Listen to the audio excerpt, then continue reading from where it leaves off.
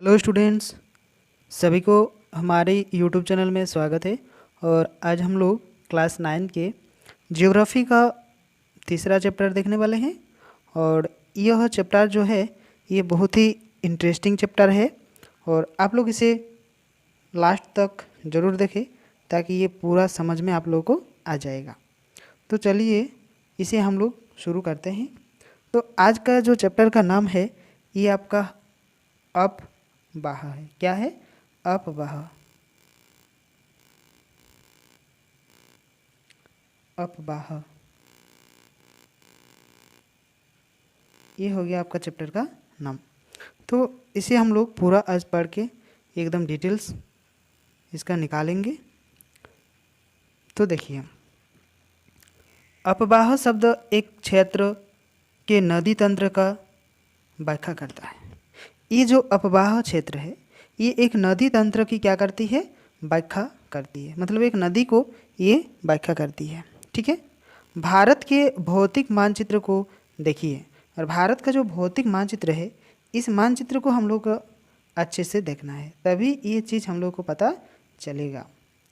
आप पाएंगे कि विभिन्न दिशाओं से छोटी छोटी धाराएं, चारों तरफ से हम लोग को क्या देखने को मिलता है? छोटी छोटी धाराएं देखने को मिलता है। एक साथ मिलकर एक साथ वो क्या होता है? मिल जाती है। लास्ट में वो क्या होता है? एक साथ मिल जाती है। जैसे कि इधर से एक आ गया, इधर से एक आ गया, फिर इधर से एक आ गया, फिर इधर से, तो इसके बाद से क्या हो गया? एक नदी तंत्र का रूप जो है ये धारण कर लिया। ठीक है। अब देखिए, यह मिल जाता है और एक मुख्य नदी का निर्माण करती है। और इसमें क्या होता है? जब मिल जाता है इधर उधर से तो एक मुख्य नदी का निर्माण वो करता है। अतः इसका निकास किसी बड़े जलाशय जैसे झील या समुद्र या महासागर से होता है। जब इसका निकास स्थान, निकास मतलब जहाँ खत्म होता है, तो वहाँ पे क्या होता है? ये कोई झील से ख़त्म होगा या समुद्र पे या फिर महासागर पर, वो क्या होगा? ख़त्म होगा। एक नदी तंत्र द्वारा जिस क्षेत्र का जल प्रवाहित होता है उसे एक अपवाह द्रोणी कहते हैं। जहाँ से वो क्या करता है? पानी बहता है और वही बहने वाला जो प्रवाहित होता है वही क्या हो जाता है? एक द्रोणी हम लोग उसे कहते हैं। मानचित्र का अवलोकन करने पर यह पता चला कि कोई भी, देखिए ये हो गया आपका धारा अ, ये हो गया आपका धारा ब, तो जल विभाजक जो है दोनों तरफ से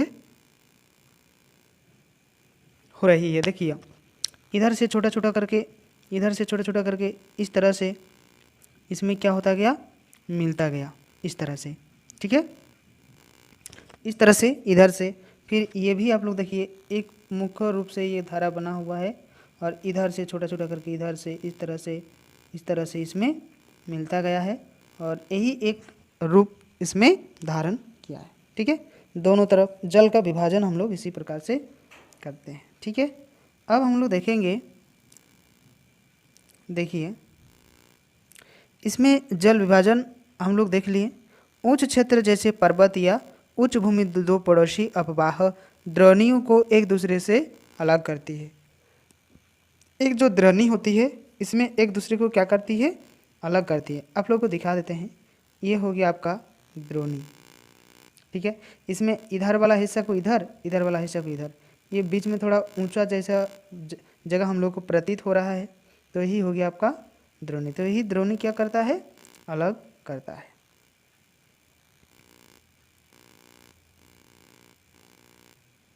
और उसके बाद देखिए द्रोणी एक दूसरे से अलग करती है। यह इस प्रकार की उच्च भूमि को जल विभाजक भी हम लोग कहते हैं। और इस प्रकार की जो उच्च भूमि है इसे हम लोग जल विभाजक के नाम से भी जानते हैं और द्रोणी के नाम से भी जानते हैं। तो इस तरह से हम लोग को क्या होता है? ये पता चलता है। ठीक है।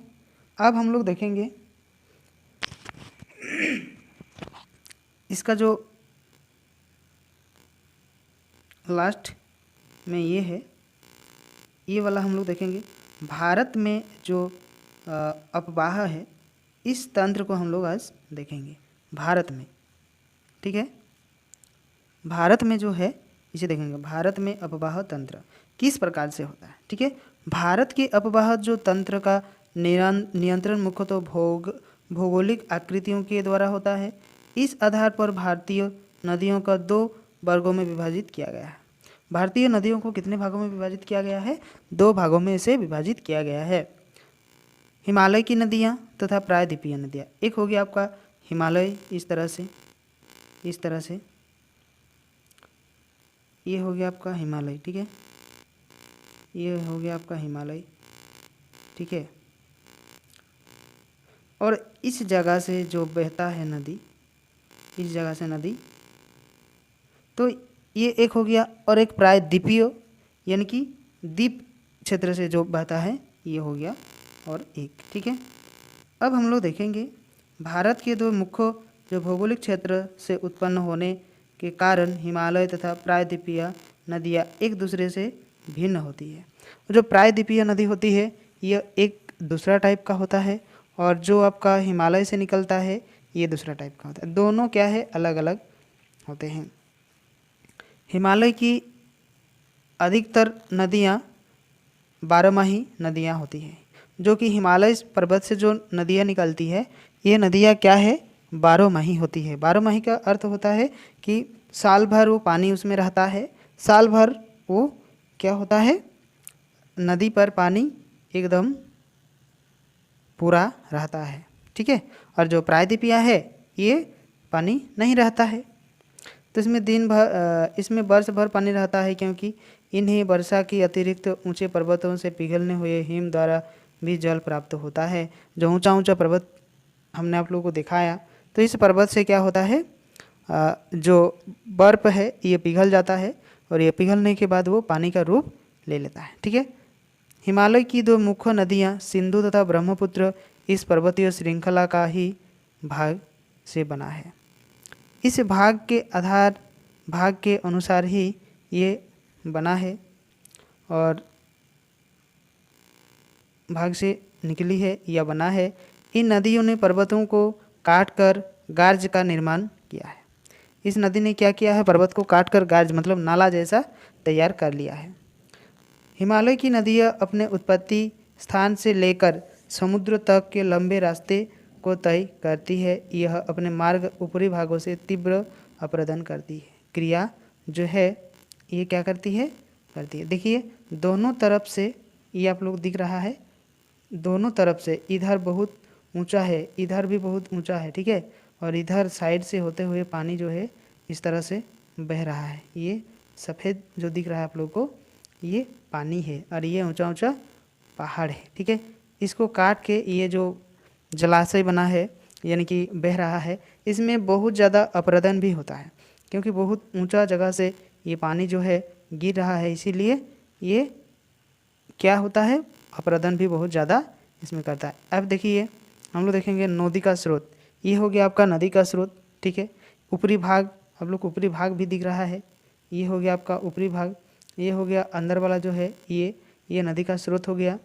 और मध्य नदी जो है ये आपका मध्य नदी हो गया, ये, ठीक है। अब हम लोग देखेंगे इसका विसर्प का मतलब जैसे इस तरह से होके आ रहा है, तो ये सांप जैसा दिख रहा है, इसीलिए इसको विसर्प भी हम लोग कहते हैं, ठीक है। और उसके बाद गोखुर झील, इसे भी हम लोग गोखुर झील के इस तरह से ये बना हुआ है, इस तरह से, तो इसे हम लोग क्या बोलेंगे, गोखुर झील भी बोलेंगे, ठीक है। इसका निचला भाग भी हम लोग को दिख रहा है, ठीक। लास्ट में क्या होता है, ये जो नदी बहते हुए आता है और आने के बाद इस तरह से समुद्र में ये मिल जाता है। ये मान लीजिए समुद्र हो गया आपका, ठीक है, ये समुद्र हो गया ये, तो इसमें पानी जो मिलता है इस तरह से आके पानी जो मिलता है समुद्र से, तो ये हो जाता है आपका डेल्टा। पानी यहाँ थोड़ा सा जमा होके रहता है, ठीक है। जैसे हम लोग सुंदरबन का डेल्टा का नाम सुने हैं, तो ये पश्चिम बंगाल में है। तो इस तरह से वो डेल्टा बना है, गंगा नदी और ब्रह्मपुत्र दोनों नदी एक साथ मिले हैं, और उसी मिलन पर ये जो डेल्टा है ये बना है, ठीक है। ये डेल्टा नहीं, मतलब वो जो सुंदरबन का डेल्टा है वही डेल्टा है, ठीक है।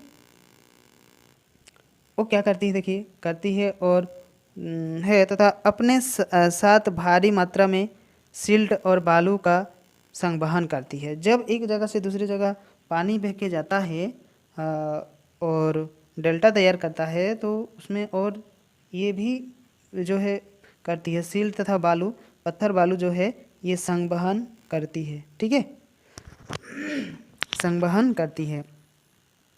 मध्य एवं निचले भागों में हुए नदियाँ विसर्प, गोखुर झील तथा अपने बाढ़ वाले मैदानों में बहुत सी अन्य निक्षेप आकृतियों का निर्माण करती है।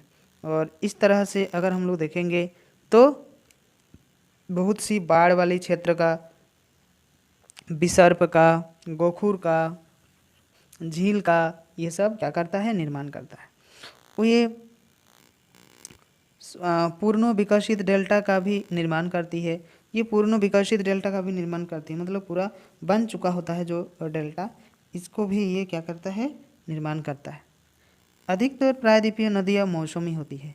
अधिकतर जो प्रायद्वीपीय होती है ना, तो इसमें जो है ये मौसमी होती है। मौसम मतलब जैसे कि वर्षा का सीजन आ गया तो उस समय नदी में पानी आता है, जब वर्षा ख़त्म हो जाता है तो पानी भी वहाँ नदी में नहीं आता है, ठीक है, क्योंकि क्योंकि इनका प्रवाह वर्षा पर निर्भर करता है। और इनका जो प्रवाह है यानी कि जो बहता है इस तरह से जो बहता है, ये आप लोगों को दिखा देते हैं, ठीक है। जो इस तरह से नदी आता है ना, इस तरह से पानी इसमें आता है, ठीक है, ये इस तरह से पानी आता है, तो ये आपका क्या हो गया, नदी हो गया। तो ये आपका नदी होने के साथ साथ इसमें पानी, बालू वगैरह वगैरह चीज़ आती है और इसमें ये वर्षा पर जो है ये ज़्यादातर क्या करती है, वर्षा पर निर्भर करती है, ठीक है। अब हम लोग देखेंगे वर्षा पर ये क्या करता है, पूरा निर्भर। जब वर्षा होती है तो इसमें पानी आता है, जब वर्षा नहीं होती है तो पानी नहीं आता है। शुष्क मौसम में जो होती है, देखिए जो शुष्क मौसम है, जो शुष्क मौसम होने के साथ साथ वो क्या करता है, घट कर छोटी धारा में बहने लगता है। जब धूप का मौसम आ जाता है तो उसका जो धारा है नदी का, ये बहुत चौड़ा होके जो है नहीं बहता है, ठीक है, उसमें बहुत छोटा संकीर्ण जगह को लेके वो पानी बहता है, क्योंकि पानी जब ज़्यादा नहीं होगा तो ये चौड़ा होके कैसे बहेगा। हिमालय की नदियाँ की तुलना में प्रायद्वीपीय नदी की लंबाई कम होती और छिछली होती है। फिर भी इसमें से कुछ केंद्रीय उच्च भूमि से निकलती है तथा पश्चिम की तरफ बहती है। कुछ ऐसा भी नदियाँ है जो उच्च स्थान से बहती है और पश्चिम की तरफ ये बहती है। क्या आप इस प्रकार के दो बड़ी नदियों का पहचान कर सकते हैं जो इस तरह से बहता है, ये नदी का आप लोग क्या पहचान कर सकते हैं। प्रायद्वीपीय भारत में अधिकतर नदियाँ पश्चिमी घाट से निकलती है तथा बंगाल की खाड़ी की तरफ बहती है। बहुत सारे हमारे जो नदी है ये पश्चिम घाट से उत्पन्न होती है और पूर्वी घाट पर जाकर ये ख़त्म होता है, यानी कि बंगाल की खाड़ी में, ठीक है। हिमालय की नदियाँ, अब हम लोग देखेंगे हिमालय की जो नदियाँ है इस नदियों के बारे में देखेंगे। जैसे कि हो गया आपका सिंधु, गंगा, ब्रह्मपुत्र, हिमालय से निकलने वाली प्रमुख नदियाँ है। ये 3 नदियाँ जो है हिमालय से निकलती है। अभी हम लोग दिखेंगे कि कौन कौन सा नदियाँ किधर से आता है किधर से नहीं आता है, इसका चार्ट है एक, इसे हम लोग देखेंगे। ये नदियाँ लंबी है तथा अनेक महत्वपूर्ण है। ये नदियाँ क्या है, बहुत लंबी है और ये महत्वपूर्ण भी है। अब हम लोग देखेंगे बड़ी सहायक नदियाँ आकार इसमें मिलती है और किसी नदी तथा उसकी सहायक नदियों को नदी तंत्र भी हम लोग कहते हैं। जो सहायक तंत्र नदी है, सहायक का मतलब इससे पहले मान लीजिए ये एक नदी हो गया आपका, ठीक है, और इधर से एक छोटा नदी आके मिला, फिर इधर से, फिर इधर से, फिर इधर से, इस तरह से जो नदी आके मिलता है तो ये हो गया आपका, ये हो गया आपका क्या, नदी तंत्र इसे हम लोग कहेंगे। ठीक है, अब आएंगे हम लोग सिंधु नदी तंत्र। सिंधु नदी तंत्र के बारे में थोड़ा बहुत हम लोग जानकारी प्राप्त करेंगे। सिंधु नदी तंत्र का उद्गम मानसरोवर झील से है। कहाँ से सिंधु नदी का उत्पन्न हुआ है? मानसरोवर झील से है। उसके निकट तिब्बत में से, उसके निकट जो तिब्बत है यानी कि पहाड़ जैसा, तो वहीं से इसका शुरुआत हुआ है। ठीक है, पश्चिम की ओर बहती हुई यह नदी भारत में लद्दाख से प्रवेश करती है। जो पश्चिम की ओर से बहती है तो भारत में जो लद्दाख है, ये लद्दाख कहाँ है देखिए, ये हो गया आपका भारत का चित्र जैसे, तो ये हो गया आपका लद्दाख। ऊपरी वाला हिस्सा जो है ये हो गया आपका लद्दाख। समझ में आया आप लोग को? अब देखेंगे हम लोग, अब देखेंगे कि यह लद्दाख से आकर क्या करती है, प्रवेश करती है। इस भाग में यह एक बहुत ही सुंदर दर्शनीय गार्ज का निर्माण करती है और इस क्षेत्र में बहुत सी सहायक नदियाँ जैसे कि जास्कर, नुब्रा, श्लोक तथा हुंजा इस नदी में मिलती है। और सिंधु नदी बलूचिस्तान तथा गिलगिट से बहते हुए अटक में पर्वतीय क्षेत्र से बाहर निकलती है और सतलुज, ब्यास, रावी, चेनाब तथा झेलम आपस में मिलकर पाकिस्तान में क्या करता है, पाकिस्तान में वो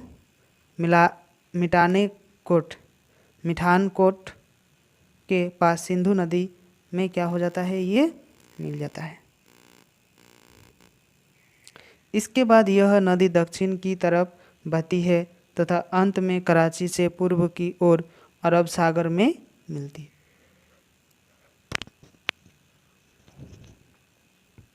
अरब सागर में क्या करती है, ये नदियाँ मिलती हैं। ठीक है, इसके बाद यह नदी दक्षिण की तरफ बहती है तथा अंत में कराची पूर्व अरब सागर में मिलती है। और सिंधु नदी के मैदान का ढाल बहुत ही धीमा है। सिंधु नदी का जो मैदान का ढाल है ये बहुत ही धीमा है। ढाल का मतलब ऊंचा नीचा जगह जो है ये बहुत कम है, थोड़ा सा प्लेन जगह इसमें है, थोड़ा सा प्लेन जगह है। ठीक है, सिंधु नदी जो है, सिंधु नदी के मैदान का ढाल बहुत धीमा है और सिंधु द्रोणी का इतिहास से कुछ अधिक भाग भारत के जम्मू कश्मीर, लद्दाख, हिमाचल प्रदेश, पंजाब तथा विशेष भाग पाकिस्तान में स्थित है। यानी कि आधा आधा जैसे हो गया है, इस तरह से स्थित है। और 2900 किलोमीटर लंबी सिंधु नदी विश्व की लंबी नदी में से एक है। कितना किलोमीटर है? 2900 किलोमीटर है। ये आप लोग अपना कॉपी में नोट कर लीजिए, इस तरह का क्वेश्चन आप लोग को पूछा जाता है। ठीक है, गंगा नदी अब हम लोग पढ़ेंगे। गंगा नदी तंत्र, गंगा की मुख्य धारा भागीरथी, गंगोत्री, हिमाद्री से निकलती है और यह अलकनंदा उत्तराखंड के देव प्रयाग में यह क्या करती है, मिलती है। हरिद्वार के पास गंगा पर्वतीय भाग को छोड़कर मैदानी भाग में प्रवेश करती है।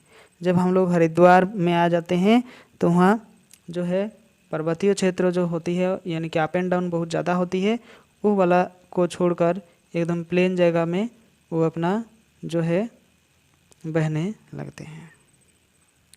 हिमालय से निकलने वाले बहुत सी नदियाँ अधिक गंगा से ही मिलती है। इसमें से कुछ प्रमुख नदियाँ भी है। कुछ प्रमुख नदियाँ किस प्रकार से है देखिए, जमुना हो गया आपका, ये जमुना हो गया, क्या हो गया, जमुना हो गया, घाघरा हो गया, गंडक हो गया तथा कोशी हो गया।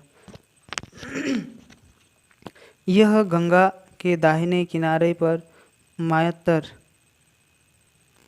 में क्या करती है, बहती है तथा इलाहाबाद में गंगा में मिल जाती है। लास्ट में इलाहाबाद में गंगा में वो मिल जाता है। और उसके बाद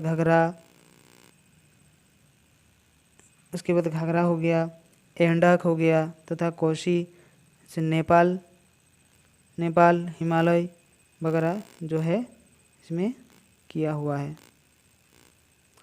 अब देखेंगे हम लोग इस मानचित्र को।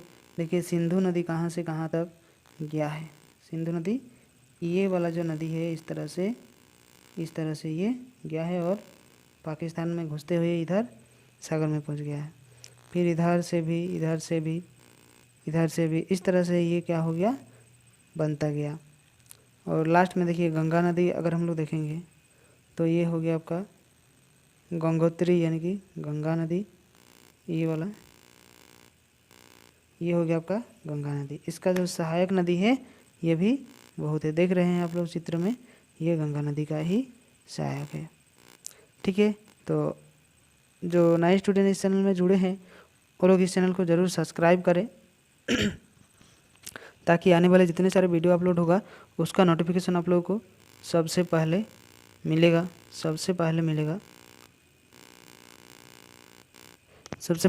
ठीक है।